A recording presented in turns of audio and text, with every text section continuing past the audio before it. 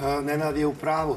Kad je fizička strana u pitanju, ja sam imalo pre ispomenuo, mi dok smo imali, što kažu, u plućima i mogli smo nekako da se nosimo s njima. Međutim, jako je teško igrati protiv ekipe koja je čak i danas i nije nešto bila baš toliko defanzivna kao što je igrala protiv Brazila i falio im je centralni bek i falio im je i golman, ali mi igrali smo sa dva špica, imali smo Tadića, imali smo Milinkovića, Savića, to su već 4 ofanzivna igrača.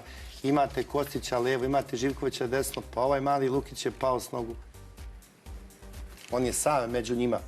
Realno nije bilo igrača koji mogu da naprave pressing, da uzmu loptu.